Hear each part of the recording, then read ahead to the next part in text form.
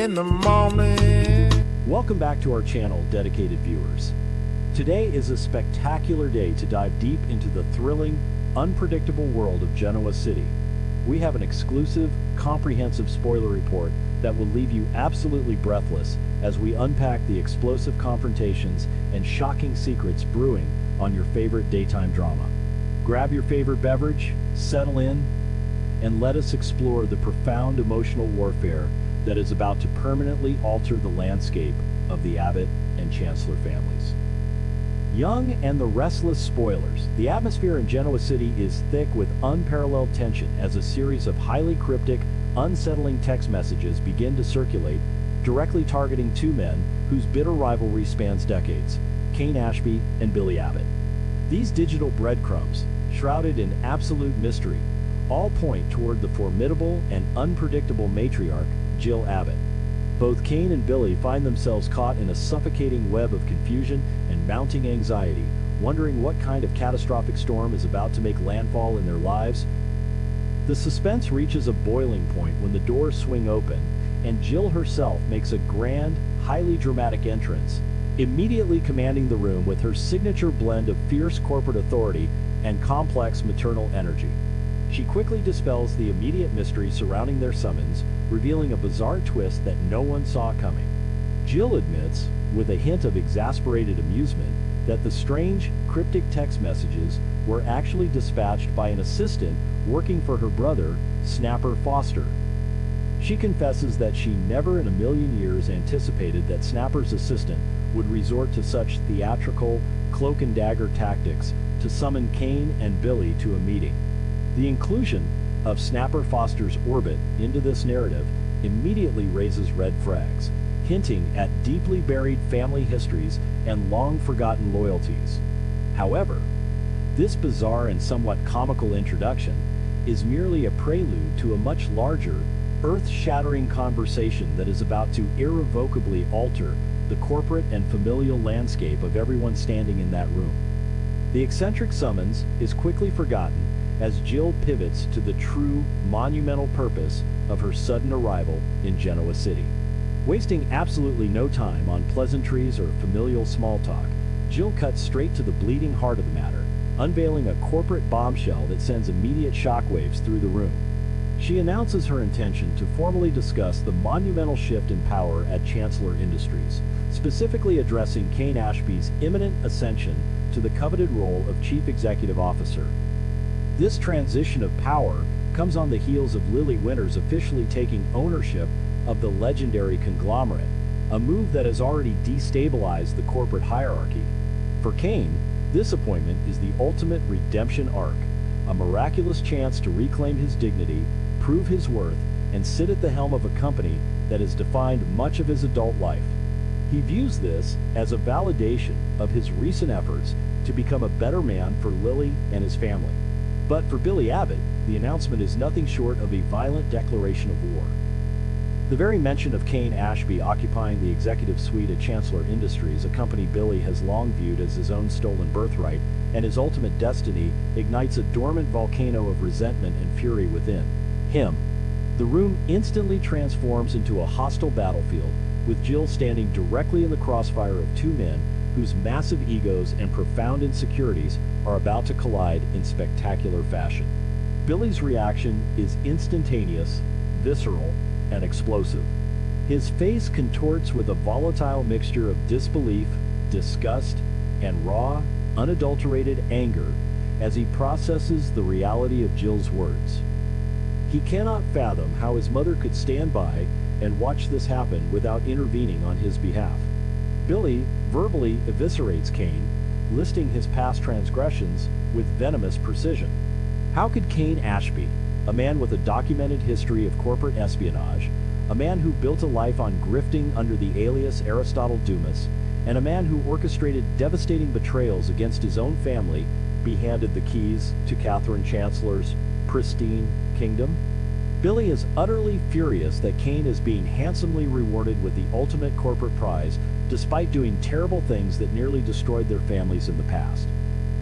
To Billy, this appointment is a grotesque miscarriage of justice, a blatant slap in the face to the Abbott name, and a deeply personal insult to his own capabilities as a businessman.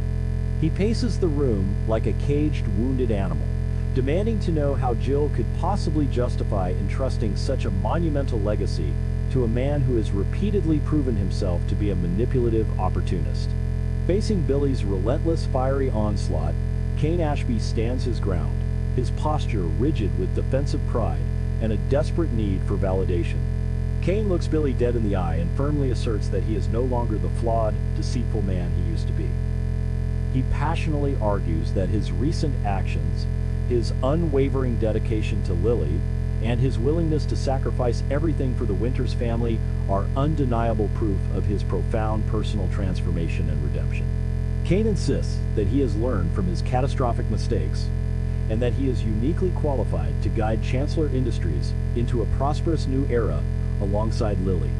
He begs Billy to look past their historical, toxic animosity and recognize the genuine, fundamental changes he has made in his life and his character. However, Billy's cynical, battered heart remains entirely impenetrable to Kane's pleas.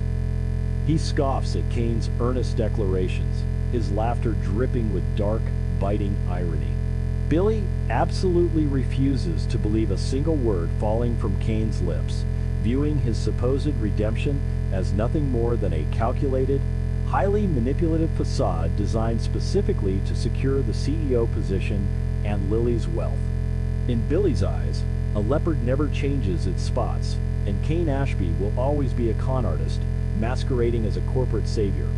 He bluntly tells Kane that his good guy routine is a transparent performance that might fool Lily, but it will never, ever fool him. The animosity between the two men crackles in the air, threatening to escalate from a verbal sparring match into a physical altercation at any given second. As the tension threatens to boil over into violence, Jill Abbott steps in, her voice slicing through the chaotic shouting with absolute authority. Surprisingly, Jill reveals that she is completely on board with Kane taking the reins at Chancellor Industries, a statement that leaves Billy breathless with betrayal. She drops a historical anchor into the intensely emotional conversation, reminding a stunned Billy that this arrangement actually aligns perfectly with the original, long-standing wishes of the late, great Catherine Chancellor. Jill eloquently argues that Catherine always saw a unique spark of leadership in Kane, a raw, undeniable potential that, if properly channeled, could elevate the company to unprecedented heights. By supporting Kane's appointment, Jill insists she is merely honoring Catherine's profound legacy and ensuring the company remains in capable hands. This historical justification, however logical it may seem to Jill's business-oriented mind, feels like a brutal physical blow to Billy's chest. Hearing his own mother invoke Catherine's sacred name to validate his greatest rival's success is a bitter, jagged pill to swallow.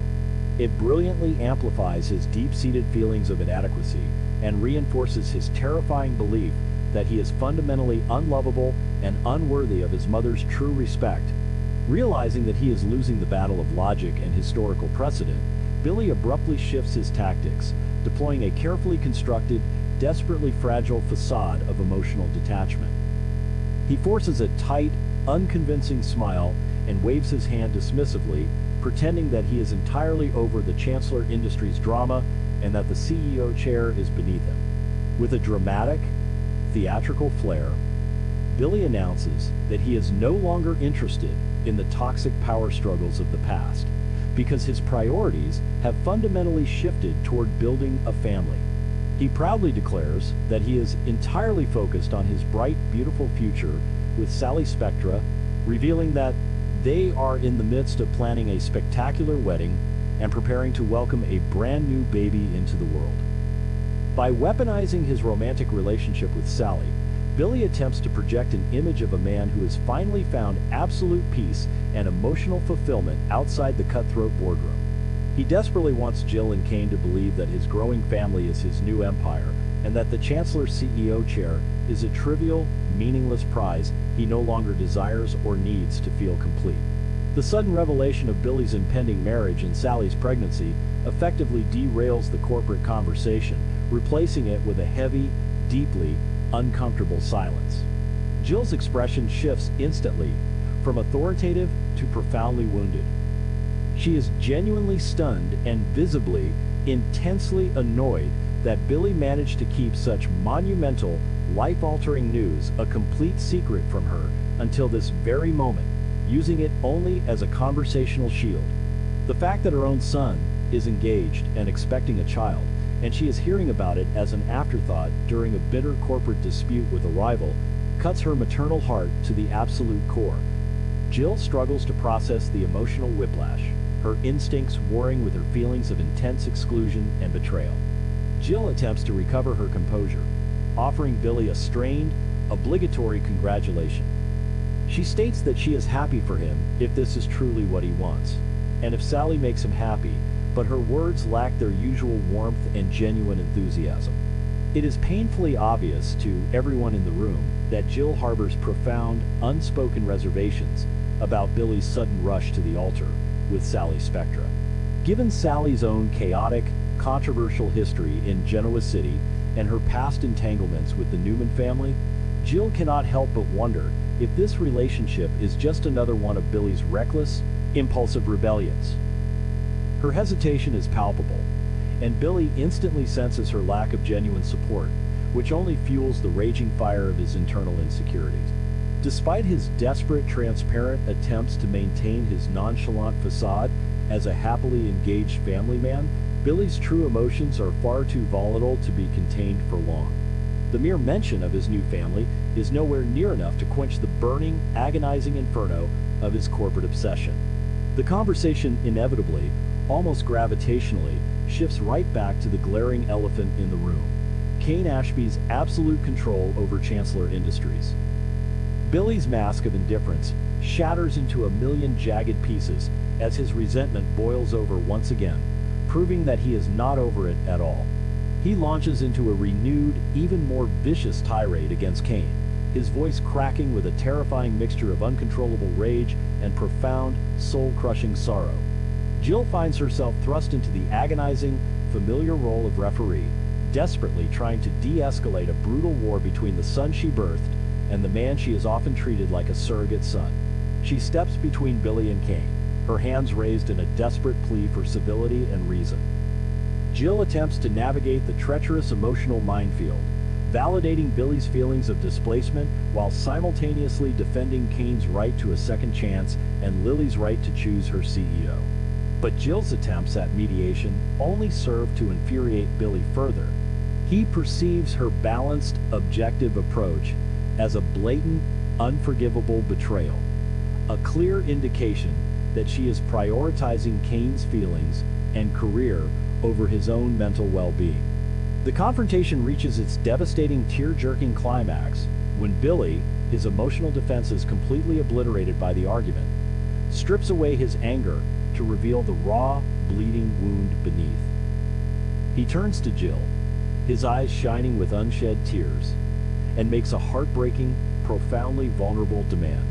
He begs his mother to look him in the eye and tell him the absolute, unvarnished truth. Why am I not good enough? The agonizing question hangs in the air, heavy with decades of unspoken pain, relentless insecurity, and the tragic ghost of his past failures. Billy confesses that he is paralyzed, trapped in a cycle of self-destruction, because he cannot understand why he is perpetually deemed unworthy of the Chancellor legacy by his own mother.